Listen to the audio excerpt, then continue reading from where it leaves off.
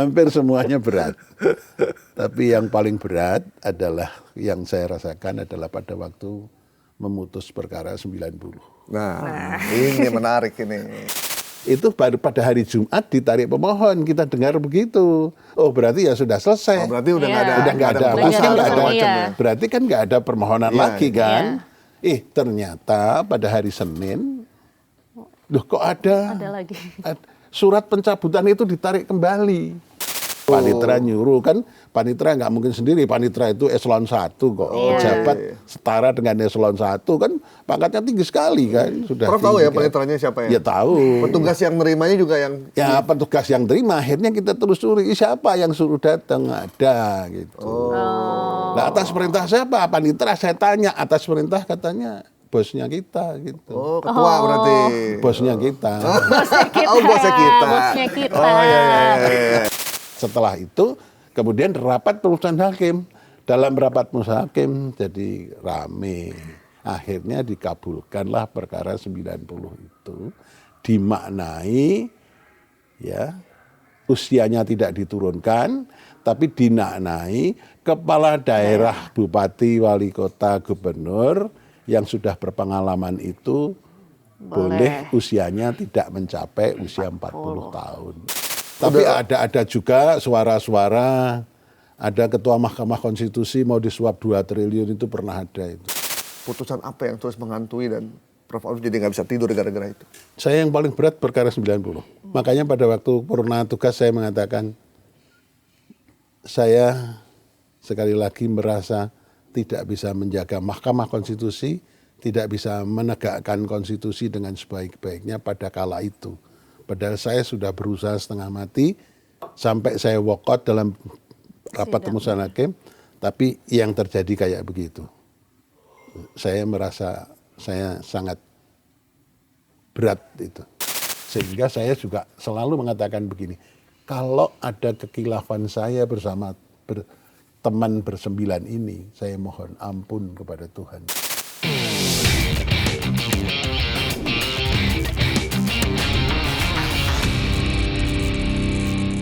Assalamualaikum warahmatullahi wabarakatuh. Waalaikumsalam. Kembali lagi di Bikin Terang. Kami kehadiran seorang tamu, sosok yang luar biasa. 13 tahun menjadi hakim di Mahkamah Konstitusi. Dan udah lengkap tuh, jadi anggota pernah, jadi ketua pernah, wakil ketua pernah, kembali jadi anggota juga. Tambahan satu. Apa lupa? Presiden Mahkamah Konstitusi se-Asia. Oh iya, Presiden Mahkamah Konstitusi se-Asia. Dan pernah mendapat penghargaan dari pemerintah Kazakhstan untuk urusan demokrasi. Bintang demokrasi. Sebenarnya kalau bukan Profesor Dr. Arif Hidayat. Kita beri aplaus dulu nih, waduh. Sebuah kehormatan ya. Selamat datang Prof di Bikin Terang hari ini. Saya juga senang datang ke Bikin Terang. Nah, karena namanya Bikin Terang, Prof harus terus terang. Oh iya. Karena kalau nggak terus terang jadi nggak terang gitu kan. Prof. Tapi terangnya Indonesia loh ya. Terangnya Indonesia gimana tuh Prof? Sedang tidak baik-baik saja. Waduh. Ini belum mulai udah langsung begini nih. Prof, 13 tahun jadi hakim Mahkamah Konstitusi. Pasti ada banyak dinamika. Apa satu dinamika yang membuat Prof sangat senang dan menyenangkan? Dan juga dinamika yang membuat Prof sangat menyesali di satu keputusan atau apapun?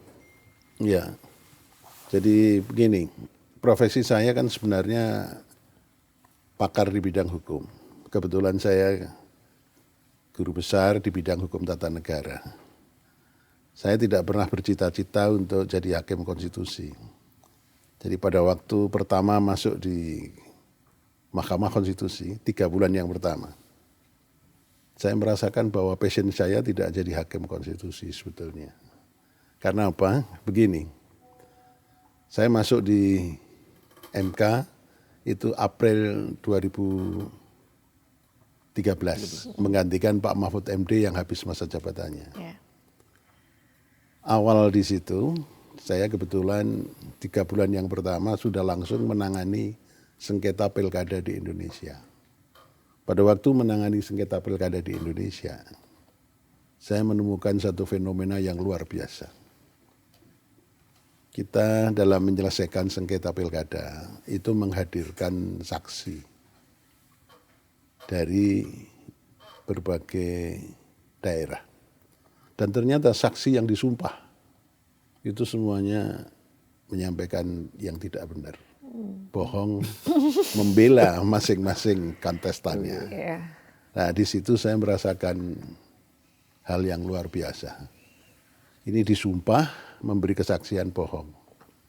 Padahal kita tahu hakim itu memutus salah satunya berdasarkan keterangan saksi. Kalau bohong itu kan kita memutusnya gimana? Kan pasti nggak benar kan? Tapi untung bahwa di Indonesia itu hakim selain berdasarkan fakta empirik, fakta yang muncul di persidangan, fakta hukumnya, kita itu dibekali satu senjata ampuh yang namanya keyakinan hakim. Keyakinan hakim dipertanggungjawabkan kepada Tuhan Yang Maha Esa. Dalam terminologi saya dipertanggungjawabkan kepada Allah Subhanahu wa taala.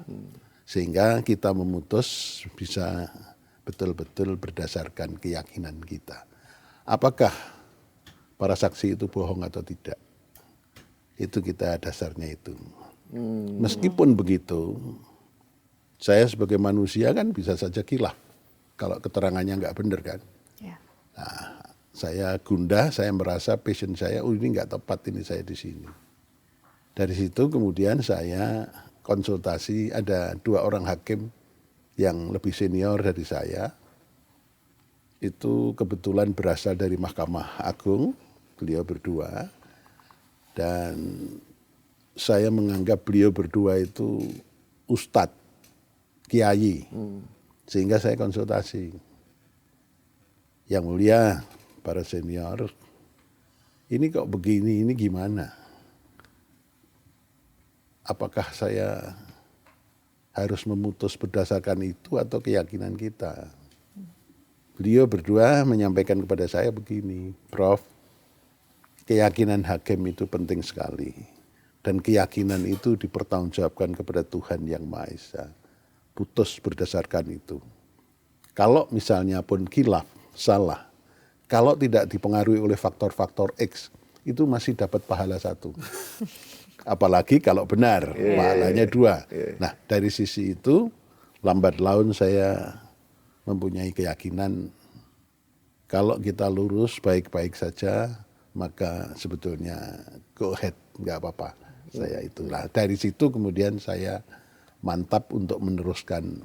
Karena pada waktu itu saya sudah, apa lebih baik kita mundur saja ya. Oh, jadi sempat mau berhenti, Prof? Iya, saya pada waktu itu memikirkan itu. Karena merasa passion saya kok nggak pas gitu. Itu awalnya di situ. Nah, setelah itu kita sudah jalan, saya merasa oh ya berarti harus di situ. Nah, dari sisi itu kemudian pengalaman selanjutnya, ternyata memang apa yang saya pelajari kebetulan saya kan alumni Fakultas Hukum Undip. Guru saya yang paling hebat adalah Profesor Sacipto Raharjo. Itu mengajarkan kepada saya hukum progresif. Hukum itu untuk manusia, bukan manusia untuk hukum. Itu. Oleh karena itu berdasarkan ajaran-ajaran dari Profesor Sacipto Raharjo, saya menjalankan dari mempraktekkan teori hukum yang diajarkan beliau dalam praktek menjadi hakim konstitusi. Dari situ maka kemudian ternyata banyak teori-teori yang diajarkan Profesor Sacipto Raharjo, oh ini kenyataannya memang begitu. Salah satunya adalah begini, hukum itu sangat pada waktu diterapkan, diimplementasikan, itu sangat dipengaruhi oleh faktor-faktor di luar hukum. Ada yang namanya pilihan pengaruh dari luar. Pengaruhnya bisa berasal dari politik, ekonomi, sosial, budaya, latar belakang pengemban hukumnya, hakim, jaksa, dan sebagainya itu pengemban hukum, itu dipengaruhi oleh faktor-faktor itu semua. Nah, karena itu kita harus menyadari bahwa ada faktor-faktor yang berpengaruh di luar itu. Tetapi hakim itu harus menjaga independensinya, harus imparsial, tidak boleh dipengaruhi oleh hal-hal yang begitu. Nah, itu memang kita rasakan betul. Pada waktu memutus, apalagi Mahkamah Konstitusi itu adalah peradilan politik. Karena peradilan politik, maka pengaruh politik sangat Dominan. Berarti saat menjabat sebagai hakim, itu tekanan politik sangat besar. Pasti ada. Dan itu nggak hanya terjadi di Indonesia loh. Iya. Saya kebetulan kan ya hakim Mahkamah Konstitusi. Jadi ada cerita begini. Mahkamah Konstitusi pada waktu dipimpin oleh Pak Mahfud MD, itu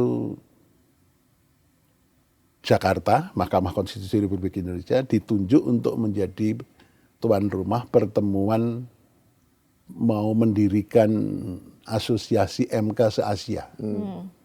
Pak Mahfud yang memimpin di situ, terus kemudian muncul Jakarta Declaration. Jakarta Declaration menghasilkan asosiasi MK se-Asia. Tapi kemudian Pak Mahfud diganti, kemudian berjalan, diganti Pak Akhil Mokhtar sebentar, diganti Pak Hamdan Zulfa sebentar, yang agak lama yang menggantikan saya setelah Pak Hamdan Zulfa. Nah, tongkat estafet kepemimpinan di Asia kebetulan pas saya menjadi Ketua Mahkamah Konstitusi Indonesia, saya menggantikan menjadi juga Ketua Mahkamah Konstitusi Asosiasi se-Asia.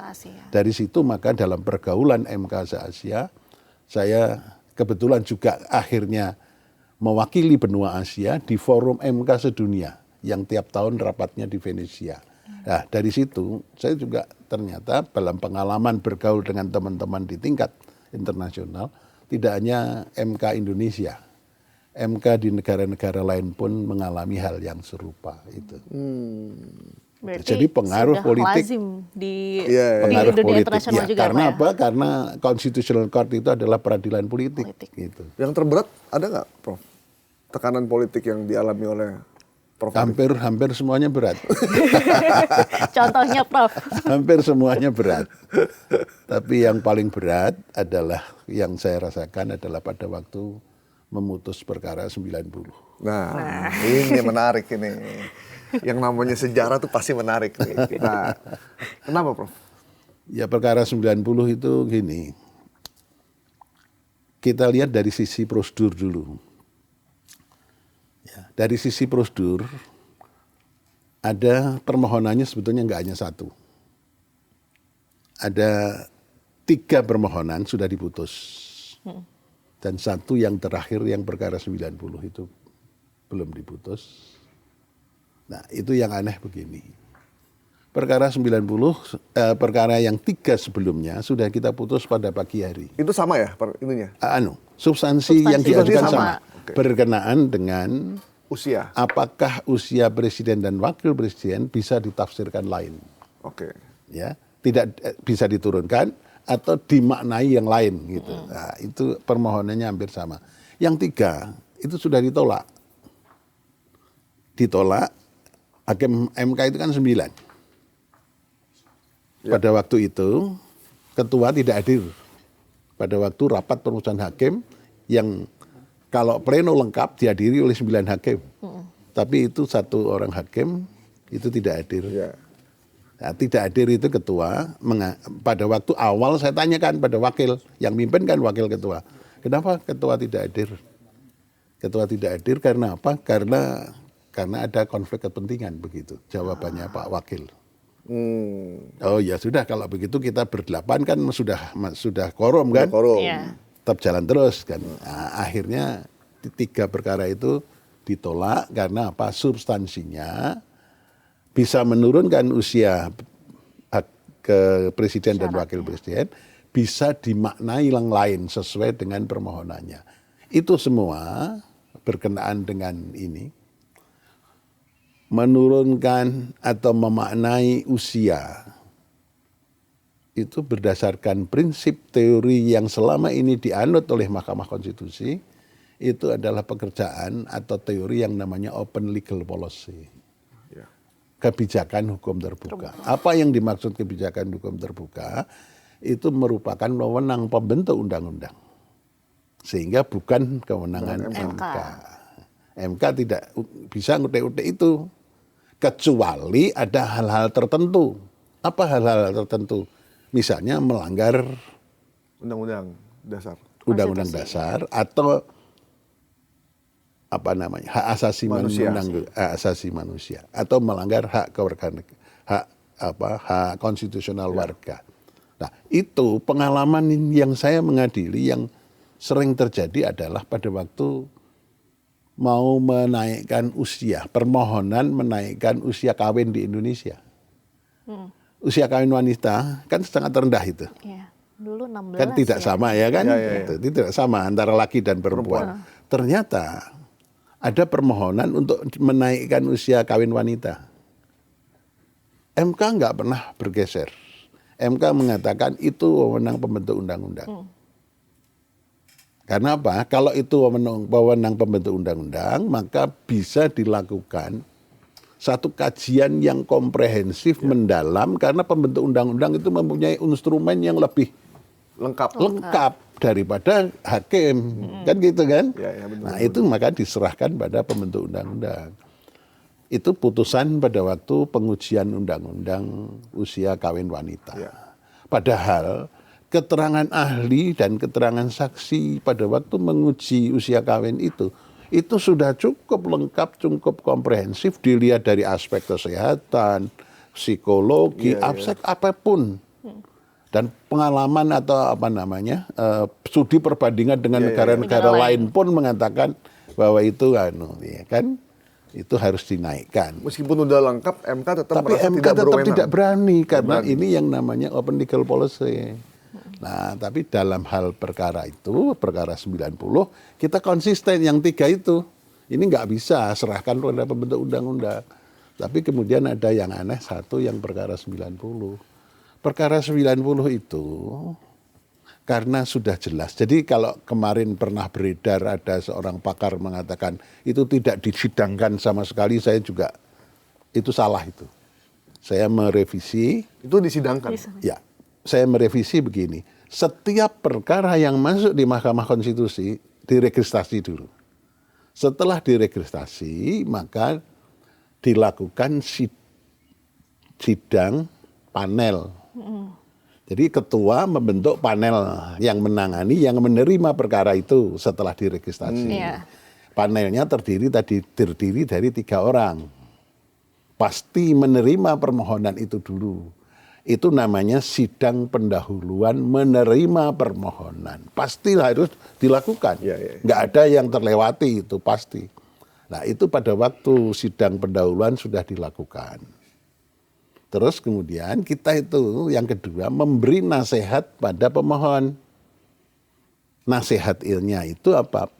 Permohonan ini supaya diperbaiki. Diperbaikinya karena ada PMK. PMK itu peraturan Mahkamah Konstitusi. Bagaimana tata beracara menerima permohonan. Nah, itu harus memenuhi syarat formil dan syarat material. Nah, itu dinasehatkan oleh hakim panel. Semua permohonan pasti melalui itu. Jadi kalau ada yang mengatakan itu tidak disidangkan sama sekali, salah. Nah, itu sudah diterima, kemudian dinasehati, diperbaiki sudah. Ini yang 3 itu juga mau begitu. Yang 1 ini yang perkara 90 juga begitu. Nah, sudah diperbaiki. Diperbaiki, dimasukkan kembali, diterima dalam sidang perbaikan permohonan. Sudah semua. Jadi ada 3. Nah, ini setelah itu ada rapat permusuhan hakim untuk memutuskan apakah permohonan ini diteruskan pada sidang pembuktian atau tidak. Kalau diteruskan dalam sidang pembuktian, maka mengundang keterangan pemerintah, keterangan dari DPR. Jadi harus ada keterangan pemerintah dan DPR untuk mendengar dulu itu pembuatan ini gimana sih. Gitu. Itu kita nilai kan. Setelah itu dilanjutkan mendengarkan keterangan saksi atau ahli yang kita minta dari pemohon. Setelah saksi atau ahli dari pemohon kita minta saksi ahli dari pemerintah atau dari DPR juga. Setelah lengkap itu baru diputus dalam RPH. Tapi ternyata kalau yang 3 ini kan sudah pas, yakin. Iya. Jadi nggak perlu sidang pembuktian. Karena apa? Ini open legal policy, bukan kewenangan kita. Itu kewenangannya Pembuat undang-undangnya. pembentuk undang-undang. Jadi tidak dilanjutkan gitu. itu. Jadi tidak dilanjutkan, nggak usah ada sidang pleno untuk mendengar keterangan saksi atau ahli. Itu sidang pembuktian namanya. Nah, untuk yang perkara 90 ini juga begitu, nggak perlu karena sudah. Jadi sudah tidak perlu dilakukan sidang pembuktian. Sebelum itu diputus, ternyata kita menerima pemberitahuan bahwa perkara 90 itu dicabut.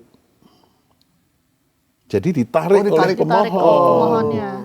Itu baru pada hari Jumat ditarik pemohon, kita dengar begitu. Oh berarti ya sudah selesai. Oh, berarti udah nggak ada. Udah nggak ada, putusan, pasti kan nggak ada. iya. Berarti kan nggak ada permohonan Iya, lagi iya. kan?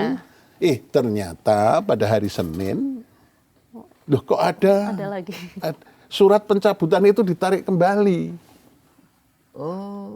Ditarik kembali, kita tanya pada panitera, kapan narik kembali? Hari Sabtu. Lu hari Sabtu kan kantornya libur kan. Aneh Lembur kan? berarti, Prof. Enggak ada lembur. Nggak ada lembur. Enggak ada lembur kan. Enggak ada Itu lembur. paniteranya siapa, Prof, yang menerima? Ya panitera. ada panitera. Jadi berarti itu sebutannya panitera lembur berarti Lembur ya? ya, soalnya libur-libur dia Panitera masuk. itu tidak menerima tapi Meneruskan. memerintahkan kepada yang front office-nya. Itu di petugas untuk menerima permohonan suruh datang hari Sabtu pagi, suruh menerima. Oh, si paniteranya nyuruh. Panitera nyuruh kan, panitera nggak mungkin sendiri. Panitera itu eselon 1 kok, pejabat setara dengan eselon 1 kan, pangkatnya tinggi sekali kan. Sudah Prof tahu tinggi ya kan. paniteranya siapa ya? Ya tahu. Petugas yang menerimanya juga yang Ya petugas yang terima, akhirnya kita telusuri siapa yang suruh datang, ada gitu. Nah atas perintah siapa? Panitera saya tanya, atas perintah katanya bosnya kita gitu. Oh, ketua berarti. Bosnya kita. Bosnya kita. Oh, bosnya kita. Bosnya kita. Oh, iya. Berarti atasnya ketua, Prof. Bosnya kita gitu. Jadi ceritanya begitu. Kan aneh. Nah, terus hari Senin Ini kita tingkat atas nih berarti. kita ini. rapat permusyawaratan hakim itu ini ternyata nggak dicabut. Gimana? Udah lanjutin lagi lah. Kan kita bingung. Sudah dicabut, dimasukkan kembali, yang surat pencabutannya ditarik. Nah, kalau begitu untuk meyakinkan hakim itu kita bersembilan itu hati-hati. Kalau begitu kita harus minta konfirmasi dah. Apa benar sih cabut atau tidak gitu kan? Oh, iya. Nah, terus diadakan, kita sepakat dalam rapat putusan hakim mengatakan ini perlu dimintakan ada sidang pendahuluan kembali meminta konfirmasi.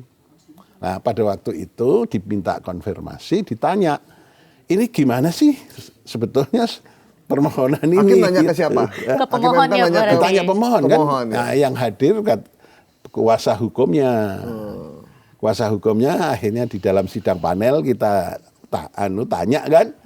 Panelnya nanya, ini gimana? Iya, pencabutannya ditarik, nggak jadi dicabut. Loh, kenapa? Karena ini kan ditanya betul kan? Loh, kenapa kok tadinya sudah dicabut kok Dibalikin pencabutannya lagi. ditarik Lagi, kembali, iya. dimasukkan kembali? Karena belum ada koordinasi antara kuasa hukum Sama pemohon. dengan pemohon. Oh, kalau begitu, ya ini berarti hidup lagi kan? Tapi sebetulnya yang aneh itu begini.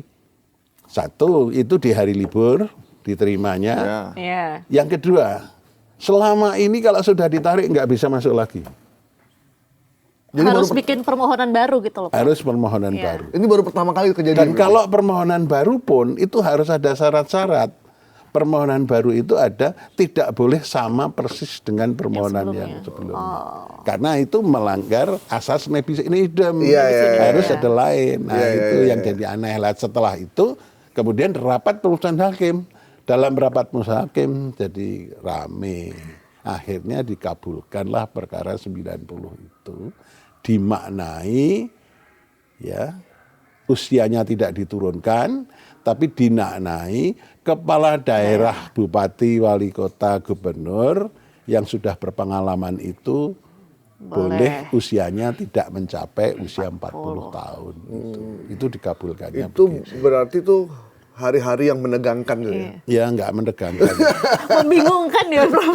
Nah, Ya, Prof, kalau saya melihat bukan membingungkan, tapi selama saya di Mahkamah Konstitusi ini aneh. Itu Tapi aneh. ada- Makanya saya dalam dissenting saya mengatakan ini ada atmosfer yang negatif.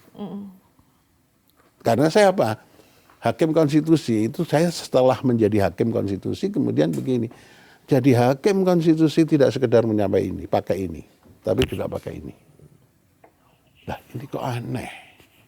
Kalau dari sisi ini juga prosedurnya agak lucu, dari sisi ini ada apa gitu. berarti Prof udah berasa pada saat itu. Nah, saya merasanya ini atmosfernya negatif, itu saya tulis dalam dissenting saya. Dissenting, ya. Bukunya sudah saya terbitkan. Berarti dari 9 hakim itu yang menolak 3 ya kalau nggak salah, Prof? Yang menolak 4. Menolak 4 ya? Lambat. Yang menolak 4, tapi yang 3 pokok masalah, pokok persoalannya, yang satu berkenaan dengan ini tidak punya legal standing, tidak sampai ke situ. Yang 2 concurring, yang 3 mengabulkan. Concurring maksudnya gimana, Prof? Concurring itu pertimbangannya sama, pertimbangannya berbeda, tapi amarnya Sama. sama. Tetapi sebetulnya amarnya juga berbeda itu, yang 2 itu. Karena yang 2 itu mengatakan pertimbangannya ini boleh dimaknai, tetapi itu bukan bupati, kepala daerah, bupati, wali kota, tapi tingkat gubernur. Dan gubernurnya gubernur provinsi yang kayak apa, itu diserahkan pada pembentuk undang-undang. Jadi sebetulnya nggak bisa digabungkan yang 3 ini. Itu aneh lagi. Itu Jadi sebenarnya cuma 3 orang Berarti doang cuma 3 ya? orang. Berarti Berarti dari 6 banding 3? Iya. Mestinya itu kalah. perbandingannya, Iya. kalau itu dihitungnya perbandingannya 3 mengabulkan, 3 menolak 3. dari sisi substansi, yang 2 ngambang, yang 1 dissenting tapi berkenaan dengan legal Legal standing. standing-nya. Lah itu dihitung, loh ketuanya ada di mana? Ketuanya ada di 3 mengabulkan. Kalau 3 sama 3, yang 3 itu kan anggota. Yang akhirnya dianggap menang yang itu. Tapi saya nggak ikut sudah. Udah nggak ikut lagi tuh itu? Saya walk out, saya nggak ikut tanggung jawab, saya keluar. Tapi saya dissenting, saya bilang begitu. Berarti Ketua MK pada saat itu sangat berperan juga ya? Itu memang ketua, bukan berperan, kolektif kolegial. Tetapi istilah yang dipakai, pakai bahasa Padang, bahasanya Prof. Saldi, selangkah dikedepankan, kalau seranting itu ditinggikan seranting. Gitu. Tapi kolektif kolegial. Dalam hal misalnya 4-4, kan bisa terjadi 4-4. 4-4 ya? Ya, itu di mana ada ketua itu yang menang.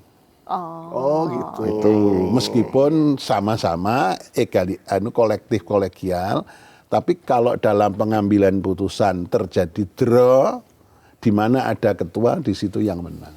Tapi kan Prof, akhirnya putusan dari MK menyatakan bahwa itu ada pelanggaran, cacat secara konstitusi. Iya, MK-nya mengatakan bahwa itu ada masalah gitu. Sehingga ada sanksi terhadap ketua terhadap bos saya. Ya. Itu. Dan setelah itu kan MK itu mengalami masa-masa yang berat pada saat Ya, itu. betul. Tingkat kepercayaan nanti udah dibangun sekian lama oleh Pak Mahfud, Pak Jimli, Prof Arief, itu langsung Turun, drop. Ya. drop. Apa Ya. yang Prof rasakan pada saat itu? Akhirnya begini, ada keinginan kolektif para hakim untuk melakukan introspeksi. Melakukan introspeksi sehingga kemudian MK membenahi diri. Kan setelah ada bahwa kemudian bos itu diganti, ya kan, karena ini ada sanksi tidak boleh memimpin lagi, ya, terus dipilih baru. Konfigurasi pemimpin yang 2 orang pimpinan ini mengajak kita bersama-sama untuk mari kita bersama-sama memperbaiki diri, melakukan introspeksi untuk meningkatkan kembali kepercayaan publik kepada Mahkamah Konstitusi. Itu mulai perbaikannya macam-macam. Perbaikan dalam peraturan Mahkamah Konstitusi, kemudian kita membentuk MK-MK yang permanen. Kalau masa jabatannya habis langsung kita perpanjang, pilih kembali. Kemudian kita sidangnya juga disiplin. Kita sidang sejak saat itu jam 8 pagi sampai selesai, sampai sore, sampai malam itu kita sidang. Dan selalu live streaming tuh ya. Dan kemudian keterbukaan ya, transparansi, akuntabel kita anukan semuanya itu. Nah, sehingga lambat laun mengalami perbaikan dan akhirnya Mahkamah Konstitusi menemukan kembali kepercayaan publik. Di mana kepercayaan publik itu dibangun banyak putusan-putusan yang kemudian berpihak kepada konstitusi. Artinya konstitusi kita jalankan secara lurus supaya undang-undang yang dihasilkan oleh lembaga legislatif betul-betul konsisten, koheren, dan berkorespondensi dengan konstitusi. Ya, misalnya saja pada waktu kita memutuskan menurunkan parliamentary threshold pilkada, misalnya itulah. Atau kalau enggak ini usia kepala daerah, itu kan tadinya sudah diputus Mahkamah Agung sejak saat pelantikan. Nah, tapi ada permohonan di Mahkamah Konstitusi mengatakan ini yang benar gimana, gitu. Ya. Mahkamah Konstitusi itu sebetulnya membela atau menegaskan yang benar itu pembentuk undang-undang. Karena letaknya itu di syarat pencalonan, bukan syarat pelantikan. Nah, itu ditegaskan oleh Mahkamah itu sejak saat pencalonan. Berarti MK nggak mau kecolongan 2 kali. Nah, itu harus nggak kecolongan 2 kali, nggak salah 2 kali. Nah, berarti jangan menggunakan istilah kecolongan. Kalau misalnya jadi MK itu karena yang benar itu ya itu. Berarti kita nggak mengatakan bukan sejak pelantikan, tapi pembentuk undang-undang. Jadi kita itu membela pembentuk undang-undang sudah benar. Iya kan? Tapi waktu itu kalau nggak salah pembentuk undang-undangnya mau nggak terima kan? Terus jadi akhirnya masyarakat geger kan itu. Akhirnya nggak jadi kan? Yang benar putusan mahkamah. Emang menarik ya politik di Indonesia ya, Prof ya? Nah, ya menarik sekali. Karena kita baru belajar lah. Belajar. Mahkamah Konstitusi kan lembaga yang baru 20 tahun. Ya kan? Padahal kalau negara-negara lain Eropa itu kan sudah dari awal ya, Prof. Sejak awal kan itu teori itu. Kalau Prof melihat nih, kalau kita tarik lagi ke putusan 90 ini juga bisa dibilang jadi presiden buruk nggak sih untuk demokrasi? Dan apakah putusan ini tuh sebetulnya bisa dianulir, caranya gimana nih, Prof? Kalau saya kok merasa begini, makanya saya sudah ada statement saya kan yang mengatakan begini. Saya merasa bahwa itu saya kemukakan, saya malah juga dapat peringatan dari MK-MK kan. Kenapa saya dapat peringatan dari MK-MK? Itu dinilai oleh MK-MK saya membeberkan sesuatu yang itu sebetulnya nggak boleh dilakukan. Saya waktu diundang oleh Menteri Hukum dan HAM, ada Kongres Hukum Nasional kan. Dalam Kongres Hukum Nasional itu saya kan sukanya pakai baju hitam-hitam. Tapi waktu itu sudah nggak suka lagi. Tapi sekarang saya suka lagi pakai baju hitam-hitam. Itu saya mengatakan, kenapa saya saya jadi narasumber utama. Bersama dengan ketua lembaga yang lain. Kan ada dari kepolisian, kejaksaan, kemudian dari Mahkamah Agung. Lah kebetulan yang dari Mahkamah Konstitusi yang ditugasi ketua saya. Saya berangkat ke sana, saya bilang, saya memakai baju hitam-hitam karena Mahkamah Konstitusi baru saja terjadi prahara yang luar biasa. Saya mengatakan gitu, itu dapat sanksi saya dari MK-MK teguran.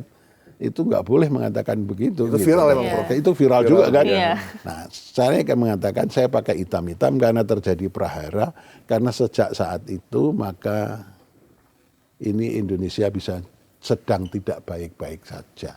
Istilah sedang tidak baik-baik saja itu yang pertama kali yang melonsing kalau nggak salah saya di forum itu. Itu. Dan prediksinya benar. Nah, itu kita rasakan. Kita rasakan. Karena itu tadi, ini saya nggak pakai logika, saya pakai hati nurani. Ini kelihatannya kok masih ada yang aneh. Yang aneh ini apa, alam semesta Indonesia mau terjadi sesuatu, rasanya begitu. Wah, ngeri nih kalau udah Prof pengalaman gitu yang ngomongnya. Prof, tapi hubungan sama Pak Anwar Usman baik-baik aja? Saya bersahabat baik itu. Pada waktu Pak Anwar Yudisium menjadi ketua, menggantikan saya, itu pidatonya beliau mengatakan Prof. Arief itu guru saya. Dan saya juga begini, ada pengalaman menarik. Saya masuk di MK, ada peristiwa, kemudian Pak Hamdan naik jadi ketua. Itu waktu itu kan juga terjadi pemilihan, karena Pak Hamdan wakilnya Pak Akil naik jadi ketua, kan kosong wakil kan. Saya, yang mendorong saya jadi wakil ketua Pak Anwar. Kalau saya nggak salah ingat, Pak Anwar dan Pak Haryono. Itu datang ke tempat saya, Prof. Arief berkenan untuk jadi wakil ketua. Kita dorong Prof. Arief gitu. Itu Pak Anwar. Nggak sekali, 2 kali, 3 kali datang ke ruangan saya, Prof. Arief bersedia ya. Karena kita sudah bersahabat baik. Sebelum saya di Mahkamah Konstitusi, saya sudah kenal beliau, kita bersahabat dengan baik. Makanya begitu saya sudah capek menjadi ketua Mahkamah Konstitusi, saya waktu itu didorong lagi untuk jadi ketua. Saya sudah terpilih 2 kali secara aklamasi, tapi yang kedua itu masa jabatannya belum separuh. Sehingga karena belum separuh, saya masih bisa lagi. Saya didorong, tapi saya sudah capek, merasa capek. Karena orang itu kan ada batasnya. Kekuasaan itu ada batasnya. Harta ada batasnya. Semua bagi saya ada batasnya. Tidak ada yang abadi. Tidak ada yang tidak ada batasnya. Usia saja kan ada batasnya kan. Nah, itu saya merasa capek. Nah, pada waktu saya merasa capek, didorong oleh beberapa teman, Prof, mau lagi? Enggak, saya sudah capek. Siapa yang gitu? Kalau begitu tawarkan siapa? Ya sudahlah, wakilnya jadi ketua. Nah, wakilnya kan Pak Anwar. Ya sudah Pak Anwar. Akhirnya pemilihan ketua, akhirnya Pak Anwar 5 suara memilih Pak Anwar. Termasuk saya memilih Pak Anwar. Pak Anwar jadi ketua. Dalam pidato keketuaannya pertama, Prof. Arief Hidayat adalah guru saya. Karena saya juga merasa bersahabat baik dengan itu nggak ada kecurigaan tuh ketika nggak Prof. ada. Itu belum nikah lagi ya waktu itu? Ya belum dong. Katanya Prof ya yang nganter. Oh iya, pada waktu pernikahan di Solo saya yang mengantar beliau. Saya secara resmi menyerahkan ini pengantin laki-laki. Gitu. Ya, karena memang sahabat saya dengan baik. Itu waktu menikah dengan adiknya Pak Jokowi nggak ada rasa kok gini ya? Itu saya merasa ini baik-baik saja. Nggak ada apa-apa kan? Nggak ada unsur politis gitu ya? Nggak ada, kalau saya kira nggak ada. Bahwa nanti ke depannya akan ada. Nah, kalau itu sesuatu yang tahu Tuhan Yang Maha Kuasa. Tapi saya kira ya karena begini,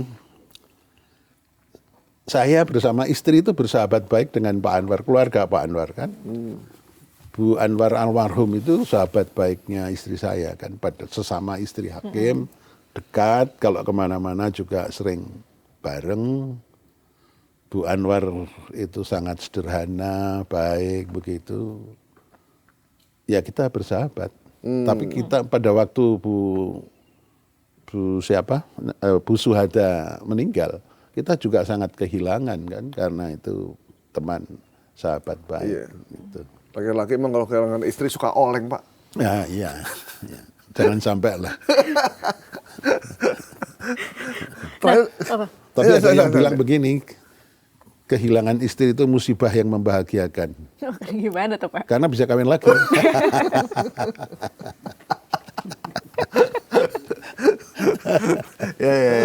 Aduh. Tapi Pak, kalau misalnya Prof. Arief melihat nih, yang paling berbahaya bagi seorang hakim di Mahkamah Konstitusi itu intervensi politik kah atau ada konflik kepentingan personal nih dengan penguasa? Jadi begini, saya kebetulan ditugasi oleh Mahkamah hadir pada waktu Kongres MK sedunia yang ke-6 itu diadakan di Madrid. Belum lama kok, 4 bulan yang lalu kalau nggak salah. Oh baru. Baru aja. Yang dibahas salah satunya adalah independensi Mahkamah Konstitusi. Nah di situ dibahas panjang lebar. Hasil temuan saya yang saya sampaikan di Kongres Internasional itu independensi Mahkamah Konstitusi dipengaruhi oleh 4. Yang pertama adalah itu tadi yang ditanyakan Mbak di antara itu. Pengaruh dari cabang kekuasaan yang lain terhadap Mahkamah Konstitusi itu sangat berat sekali. Bisa dari eksekutif, bisa dari legislatif. Apalagi di Indonesia, 9 orang hakim konstitusi itu 3 direkrut dari DPR, 3 dari Presiden, dan 3 dari Mahkamah Agung. Sehingga misalnya saya direkrut dari DPR. Kan secara psikologis manusia ada ikatan kan dengan lembaga perekrut. Nah, tetapi saya mencoba setelah direkrut oleh DPR, hubungan saya dengan DPR harusnya sudah selesai kan. Itu harus harus dilakukan. Karena apa? Syarat Hakim Konstitusi Republik Indonesia itu syarat yang paling berat di antara seluruh jabatan publik di Indonesia loh. Apa tuh, Prof? 1, berpendidikan S1 hukum, doktor ilmu hukum. Jabatan yang paling susah kan, paling tinggi jabatan usianya kan doktor. Iya. Itu doktor ilmu hukum, Hakim Konstitusi. Jadi kalau S1-nya bukan hukum, nggak bisa? Nggak bisa. S1 hukum, doktornya ilmu hukum. S2-nya terserah. S2-nya bisa ilmu politik atau apa yang lain, tapi doktor ilmu hukum. Berpengalaman 15 tahun kerja di bidang hukum. Apakah praktisi, apakah teoritisi, apakah politisi, apakah pengusahawan, pokoknya semuanya bisa. Tapi berpengalaman di bidang hukum misalnya. Itu 15 tahun. Terus yang paling berat sekali, nggak ada syarat yang lain itu, negarawan. Loh, presiden aja nggak harus negarawan kok. Bisa partisan kok. Makanya orang ketua partai bisa jadi presiden. Ada anggota partai jadi ketua Mahkamah Konstitusi, Prof? Apanya? Ada anggota partai yang jadi anggota Hakim MK? Loh, yang gantiin. dulu Pak Akel kan dari Golkar kan? Pak Asrul Sani dari P3. Pak P3, Pak Hamdan dulu dari PBB. Pak Adis Kadir yang Pak baru. Adis Kadir dari Golkar juga kan nggak masalah kan. Tapi setelah itu harus bertransformasi menjadi negarawan. Tadinya partisan, bertransformasi menjadi negarawan. Dan transformasi itu kan sebenarnya butuh waktu, Prof. Enggak, tergantung orangnya. Tergantung orangnya. Saya berasal dari Ormas GMNI. Tapi saya membawakan jadi hakim konstitusi lepas dari kepentingan Ormas GMNI. Meskipun sampai hari ini saya masih ketua Persatuan Alumni GMNI. Jadi pada waktu itu saya pernah juga dilaporkan ke MK. Ini Arief Hidayat kok hakim konstitusi kok jadi ketua Persatuan Alumni GMNI kan gitu kan. Tapi zaman yang sebelum saya, Pak Mahfud MD juga pernah jadi ketua PBHMI. Kan nggak masalah itu. Tapi ya itu tadi harus bertransformasi jadi negarawan, nggak untuk kepentingan partisannya. Berarti dianggap Hakim MK itu udah selesai dengan dirinya dengan lah ya? dirinya, ya selesainya dalam segi apa saja. Ya dari sisi segi apa saja. Nah, tadi Prof, dari politik ya tadi ya? Politik, terus dari cabang legislatif, jadi yudikatif. bisa pengaruh dari eksekutif atau legislatif. Ya itu kan satu, pengaruh hakim konstitusi atau lembaga konstitusi MK itu. Yang kedua, masalah kemandirian anggaran. Pengalaman yang dibahas di Kongres MK Sedunia di Madrid kemarin, itu banyak negara-negara yang putusannya dianggap merugikan eksekutif, yang tidak mandiri anggarannya kemudian dibeginikan. Itu ada di negara-negara Amerika Latin kok. Sampai MK itu, negara itu membayar iuran keanggotaan di aja nggak bisa bayar. Karena anggarannya dipotong oleh eksekutif dan legislatif gitu. Jadi itu tadi, ya kan? Satu, jadi kemandirian lembaga itu pasti pada pengaruh politik. Yang kedua, kemandirian anggaran. Yang ketiga, ini juga luar biasa. Ya kayak podcast gini, mass media, masyarakat sipil juga berpengaruh terhadap Mahkamah Konstitusi. Jadi suara publik tekanan gitu ya, publik, opini publik itu juga sangat berpengaruh. Hakim kan juga baca-baca kan, Wah, itu kan pengaruhnya juga.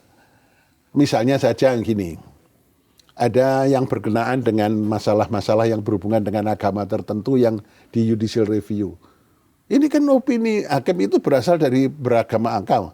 Apa itu juga bisa aja berpengaruh kan? Oke. Apalagi publik yang lain juga bisa Mas Mudia diberitakan begini terus termasuk podcastnya ini berpengaruh atau tidak, itu kan hakim juga bisa gitu. Makanya hakim itu ya ada yang menutup diri begini, tutup telinga, tutup mata supaya nggak pengaruh apa-apa. Tapi ada juga yang membuka tapi tetap menjaga independensi, imparsialitasnya masih ada juga. Jadi ada dua tipe hakim, menutup diri, handphonenya nomornya ganti, hanya hubungan sama keluarga ya, enggak dengan publik, dengan enggak masyarakat. Tapi ada juga yang membuka diri tapi tetap bisa menjaga independensi. Prof yang mana? Kalau saya yang membuka diri, nggak ada masalah bagi saya.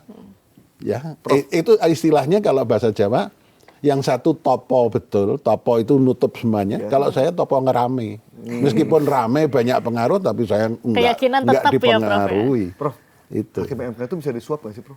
Ya bisa aja. Bisa ya? Kan bisa kalau aja. hakim-hakim yang biasa kan banyak tuh. Ya bisa disuap. aja. Malah suapnya mungkin nggak kecil. Lebih besar. Oh ini politik kok. Pernah, Prof? Ya enggak. Kalau Ditawarin maksudnya. Prof. kalau ditawari saya nggak pernah kok. Tapi Nggak pernah berhubungan. Kalau saya nggak pernah lah. Prof Tapi udah, ada juga suara-suara, ada ketua Mahkamah Konstitusi mau disuap 2 triliun itu pernah ada itu. Pada waktu pengujian undang-undang teks amnesti. Itu ada, sampai segitu banyak. 2 triliun ya? Iya, itu tapi dari luar katanya. Dari luar Itu tuh dari pernah. Oh, dari luar negeri berarti? Iya. Asing ya? Itu pernah terjadi pada waktu mengadili teks amnesti. Itu pernah ada berita hakim MK, karena masalah itu kan masalah besar. Kalau itu dibatalkan, maka duit-duit orang Indonesia yang nggak benar-benar itu kan bisa kembali ke Indonesia kalau di teks amnesti kan. Nah, supaya itu enggak ada dari luar katanya berusaha untuk pengen nyuap itu. 2T tuh bisa beli pickup dari India berapa unit ya? Nyangkut itu. jadi ke situ. Kalau itu misalnya 2 triliun, saya guru besar ya. Reinkarnasi 100 kali jadi guru besar nggak mungkin kumpul 2 triliun. Ya kan? Jadi tadi berasal dari lembaga kemandirian anggaran dari mass media, dari publik. Yang ini hakimnya sendiri bermain politik. Nah ini yang perkara 90 hakimnya sendiri bermain politik apa gitu, enggak nih ya kan? Itu 4 itu saya sampaikan di dalam forum internasional di Kongres di Madrid. Tapi mereka akhirnya itu menjadi satu kesimpulan di Kongres itu, dan itu ternyata memang benar diakui tidak hanya di Indonesia tapi di negara-negara lain juga terjadi. Yang paling bahaya apa, Prof? Ya semuanya bahaya semuanya nggak boleh. Prof, itu. Prof Arief jadi hakim MK tuh berarti 3 presiden ya? Ini saya satu-satunya hakim yang sampai hari ini mengadili 3 pilpres. Ya berarti zaman 2024, Pak SBY ya? 2014, 2019, 2024. Oh, jadi zaman Pak Jokowi berarti ya?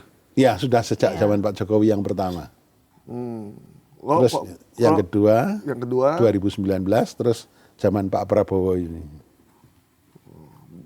Zaman Pak SBY, Prof belum jadi hakim Saya MK? dilantik Pak SBY waktu itu pertama kali kan 2013 masih ya. presidennya masih Pak SBY. Iya. Nah terus selama periode presiden itu tekanan-tekanannya ada, Prof? Tekanan-tekanan apa maksudnya? Ya tekanan politik. Oh ya pasti ada. Diminta dong. ini. Ada diminta pasti tolong. dong. Presiden bisa berkomunikasi sama hakim MK nggak? Dalam hal-hal yang formal tertentu kan ada forum. Jadi waktu saya dulu ketua Mahkamah Konstitusi itu ada forum pertemuan presiden dengan ketua-ketua lembaga. Kita menyamakan persepsi untuk menuju tujuan visi misi yang sama yang tertera dalam pembukaan Undang-Undang Dasar. Jadi itu menurut saya prinsipnya prinsip yang benar. Dalam batas-batas yang benar itu. Jadi gini kan. Presiden DPR, Presiden MPR, DPR, MA, MK itu visi misinya tujuannya sama kan? Pembukaan Undang-Undang Dasar kan? Menjalankan konstitusi yang sama. Kan? Kita memang dipisahkan satu sama lain, mempunyai kewenangan yang terpisah. Tapi kan kita harus bersinergi untuk menuju visi misi yang sama. Lah waktu itu ada pertemuan triwulanan. Dalam pertemuan triwulanan itu kita sama-sama, misalnya begini, waktu yang saya pernah mengalami, kita harus memfokuskan kembali ke membumikan kembali Pancasila kan. Pancasila kan waktu era reformasi agak ditinggalkan ya. Nah itu kita kembalikan. Kita ada kesamaan visi di antara pimpinan lembaga tinggi negara. Kalau saya sering mengistilahkan yang memakai nomor mobil RI one digit. Itu bertemu untuk kita saling, ini rasa-rasanya kok Pancasila perlu kita kembalikan, dibumikan kembali. Tidak hanya untuk para stakeholder yang mimpin lembaga-lembaga negara, tapi kepada masyarakat juga kan. Pendidikan Pancasila kita kembalikan lagi. Itu waktu itu pertemuan-pertemuan semacam itu sebetulnya. Dan itu positif. Tapi dalam hal kewenangan, tugas fungsi, kita dipisahkan, nggak boleh melakukan intervensi kan. Gitu. Itu dari awal Prof, dari 2013 menjabat sampai 2026 ini terakhir gitu. Apa sih Prof perubahan yang bisa dibilang paling fundamental yang Prof rasakan terkait dengan marwah MK nih? Kalau saya MK itu ya kadang-kadang bisa saja pengaruh begini, ukurannya kan begini. MK itu kan sebagai the guardian of the Constitution. Pada waktu saya menjadi ketua Mahkamah Konstitusi, saya menambahkan satu, the guardian of state ideology. Menjaga konstitusi negara sekaligus menjaga ideologi negara. Nah, ini berbeda dengan MK yang ada di negara-negara lain. Karena apa? MK itu lahirnya kan teorinya kan di Eropa Barat. Yang dijaga konstitusi Eropa Barat berbeda dengan konstitusi Indonesia, berbeda dengan konstitusi negara, misalnya gini. Kutubnya kalau mau kita gambarkan secara teoritik. Ada kutub negara individualis kapitalis. Ada kutub negara sosialis yang ke arah ekstremnya komunis. Ada. Lah kita itu kan di tengah-tengah kan. Nah, konstitusi yang di sini, di yang individualis kapitalis, konstitusinya itu hanya mengatur hal-hal yang mengenai politik, hak asasi manusia, kelembagaan negara. Konstitusi hanya ngatur itu. Yang di sini, yang di sosialis, komunis, ini selain yang tadi, itu ditambah satu masalah ekonomi. Ekonominya terpimpin kan. Kayak misalnya Vietnam atau RRC, China, itu kan begitu. Tapi ini kedua-duanya, ini ya, kiri dan kanan ini, sekuler. Nah, Indonesia di mana? Nah, Pak Mahfud sama saya setuju. Ini Indonesia pilihannya prismatik. Prismatik itu yang baik di sini diambil, yang baik di sini diambil kan gitu. Tapi yang di sini sekuler dan di sini sekuler, kalau kita enggak, kita itu ideologi sila pertama, ketuhanan yang Maha Esa, enggak sekuler. Nah, konstitusinya karena yang diatur di sini hanya itu, yang di sini ditambah ekonomi, di Indonesia itu konstitusinya mengatur semua aspek kehidupan berbangsa dan bernegara. Coba, usia perkawinan di sini ada nggak ada? Di sini nggak ada. Di Indonesia ada. Zakat ada. Gitu? Terus masalah apa yang berhubungan dengan pasal 29? Agama. Di sini nggak ada persoalan pengujian undang-undang agama di sini yang nggak ada. Kalau di Indonesia ada. Saya kemarin diminta Ketua Mahkamah Konstitusi menangani permohonan apa? Pasal 29 Indonesia supaya ditafsirkan orang Indonesia itu boleh teis dan boleh ateis, coba. Nah, ya menurut saya kalau di dua kutub ini kan bebas aja kan. Nggak ada masalah ini. Nah di tempat kita pernikahan beda agama pun diatur. Diatur, ada judicial review. Jadi Hakim Konstitusi Indonesia itu tidak saja paham mengenai tata negara, paham mengenai konstitusi dalam arti luas. Karena yang diatur lebih banyak daripada yang di kiri dan yang di kanan. Berarti emang harusnya gaji MK tuh harusnya gede Loh, banget. malah saya kemarin sebelum pensiun itu saya dapat berita begini kok, ada hakim konstitusi yang ditugasi untuk studi banding ke Aljazair. Hakim Aljazair, hakim konstitusi Aljazair itu kalau pensiun itu malah gajinya ditambah 10% dari gaji waktu aktif kok. Lah kalau gitu? iya. Gede banget dong, Prof.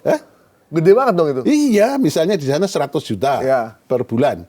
Setelah pensiun malah ditambahi 10 juta. Kalau di Indonesia saya tadinya gajinya misalnya 100, sekarang tinggal 10%-nya. Supaya apa? Ini negarawan ini supaya tetap jadi negarawan. Iya. Jadi dia nggak pusing dengan Nggak masa pusing tuanya nanti. masalah tua itu loh. Makanya saya pernah berseloroh di sidang. Ini kalau hakim ini kemandirian agama bisa diplot, kalau setelah pensiun gajinya malah ditambahi seperti Aljazair, saya bilang begitu. Tapi jangan berlaku untuk saya. Kalau untuk saya kan seneng saya. Jadi buat DPR bolehlah kita naikin gaji MK dengan kompleksitas Untuk yang udah persoalan. pensiun ya. Iya. Luar biasa sih, baru tahu loh, Prof. Beneran loh. Iya, saya juga baru tahu baru saja. Ternyata hakim Mahkamah Konstitusi Aljazair setelah pensiun gaji yang aktif ditambah 10%. Oke, Prof. Banyak orang bertanya tentang independensi Mahkamah Konstitusi, terutama terkait dengan yang terakhir masuknya hakim MK dari tiba-tiba yang udah digodok malah tidak dipilih, yang dipilih malah yang tiba-tiba Tiba-tiba namanya itu. Jadi tiba-tiba hakim MK gitu.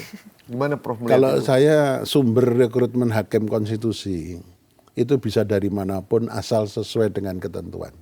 Nah ketentuannya itu tadi apa? Itu tadi doktor ilmu hukum, S1, S1 hukum, dokter hukum, hukum. pengalaman 15 tahun 15 di tahun. bidang hukum, itu terus kemudian negarawan. Lah yang namanya negarawan inilah yang sebetulnya paling susah, yang harus dianu. Jadi kalau saya tidak mempersoalkan dia politisi, akademisi, praktisi, advokat atau apa saja, termasuk apa saja, asal kemudian setelah jadi hakim konstitusi bertransformasi menjadi negarawan, tidak partisan. Itu aja kalau menurut saya. Prof, apa? kamu dulu. Aku terakhir dari aku nih. Sekarang Udah selesai kita? Udah mau habis. Furqan udah kasih kode. Udah kasih kode dia iya. tadi. Kalau Saya kira sekarang 4 jam. ternyata nggak nyampe Prof kita durasinya. Nah kalau sekarang Prof Arief sudah purna tugas gitu. Ini kan setelah 13 tahun terikat kode etik hakim. Sekarang apa Prof yang ingin Prof lakukan? Kalau saya pribadi, saya kan sebetulnya guru besar di bidang hukum tata negara. Jadi guru itu nggak putus kan. Saya masih membimbing, mengajar di bidang hukum, dan saya malah kemudian bisa mempraktekkan teori yang pernah saya kuasai. Sekarang saya mempunyai pengalaman praktek yang suka duka sangat dinamis sekali. Itu yang bisa saya sampaikan. Satu hal yang saya mau sampaikan. Berhukum di Indonesia harus disinari oleh sunar ketuhanan. Berekonomi, berpolitik, dan apapun di Indonesia harus disinari oleh sinar ketuhanan yang Maha Esa. Kalau di hukum itu begini, kita itu berhukum, tapi para guru besar hukum atau dosen hukum itu harus menekankan begini. Ini tidak ada di negara lain.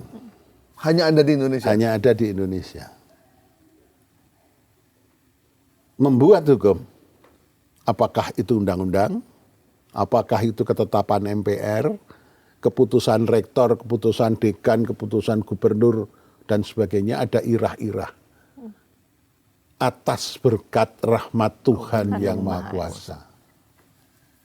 Pengadilan dalam apapun, tingkatan apapun, Mahkamah Agung, Mahkamah Konstitusi, memutus perkara ada irah-irah. Demi keadilan berdasarkan ketuhanan yang Maha Esa.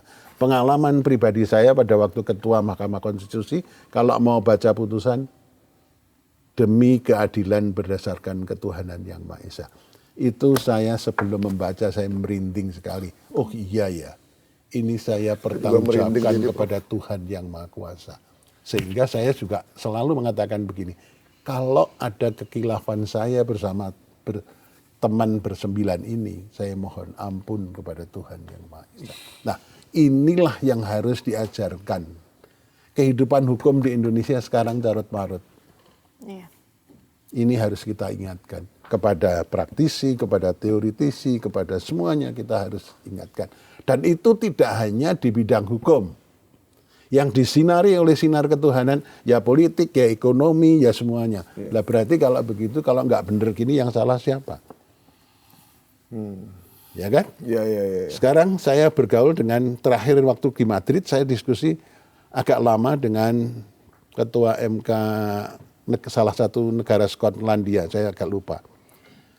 Mereka mengaku masyarakatnya mayoritas ateis. Kenapa kehidupannya lebih baik? Nggak ada korupsi, nggak ada kolusi, nggak ada nepotisme. Dan setiap putusan nggak ada demi keadilan atas nama Irah-irahnya Tuhan, juga. nggak ada. Nggak ada. Tapi kehidupannya lebih baik. Iya. Saya tanya, kenapa kok bisa begitu? Urusan dunia, kita nggak tahu urusan ada Tuhan atau tidak. Ada surga, ada neraka atau tidak.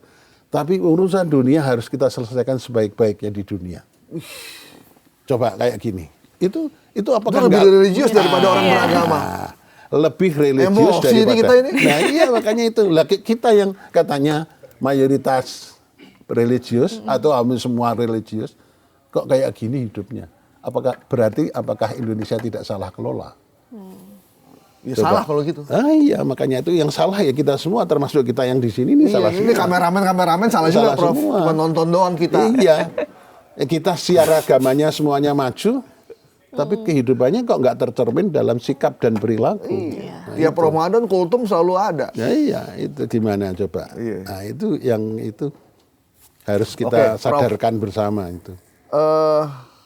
Apa yang terus menghantui Prof. Arief? Putusan apa yang terus menghantui dan Prof. Arief jadi nggak bisa tidur gara-gara itu?